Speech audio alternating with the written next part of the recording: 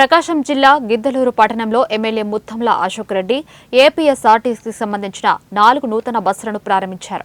ఈ సందర్భంగా MLA Muthumula Ashok Reddy ribbon cut చేసి జెండా ఊపి ఆర్టీసీ బస్సును నడిపి బస్సులను నూతన ప్రారంభించారు. 1977లో గిద్దలూరు ఏపీఎస్ఆర్టీసీ డిపో ఏర్పడిందని, అప్పట్లోనే జిల్లాలో గిద్దలూరు డిపో ఎంతో ప్రాముఖ్యత సంతరించుకుందని ఎమ్మెల్యే అన్నారు. కూటమి ప్రభుత్వం ఆధ్వర్యంలో ఈ రోజు 4 నూతన ఏపీఎస్ఆర్టీసీ బస్సులు ప్రారంభించడం జరిగింది అన్నారు. గతంలో 84 బస్సులు ఉన్న గిద్దలూరు డిపోకు ప్రస్తుతం 73 బస్సులే ఉన్నాయని అన్నారు. గతంలో రాబడి జిల్లాలో 2వ స్థానంలో ఉన్న గిద్దలూరు డిపో ప్రస్తుతం వెనుకబడిందని అన్నారు.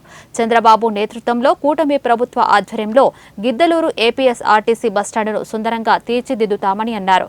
ఆర్టీసీ ఉద్యోగులతో, యూనియన్ నాయకులతో, డిపో మేనేజర్తో కలిసి గిద్దలూరు డిపోను అభివృద్ధి చేస్తామన్నారు.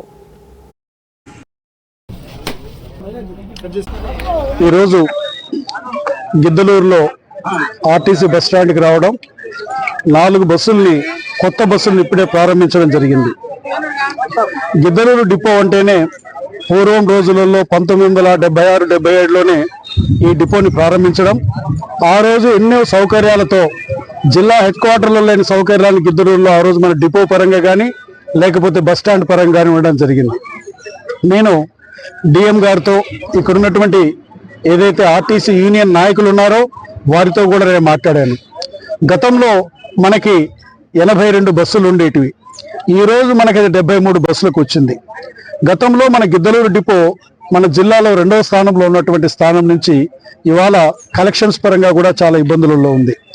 నేను ఇక్కడ ఉన్నటువంటి డిపో మేనేజర్ గారిని కానివ్వండి, యూనియన్ నాయకులను కానివ్వండి, అన్ని విధాలుగా మన డిపోని రేపటి రోజులలో నెంబర్ 1 డిపోగా ముందుకు తీసుకొని పోవాల్సిన అవసరం ఉందని చెప్పి ఈ సందర్భంగా తెలియజేస్తా ఉన్నాను.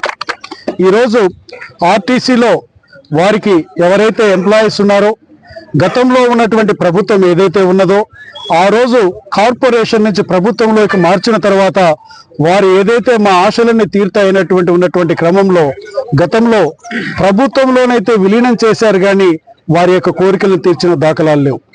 ఈరోజు ఎన్డీఏ ఉమ్మడి ప్రభుత్వం ముఖ్యమంత్రి చంద్రబాబు నాయుడు గారి నేతృత్వంలో ఈరోజు ఆర్టీసీ కార్మికుల పట్ల ప్రత్యేకమైన శ్రద్ధ కనపరుస్తూ ఉంది.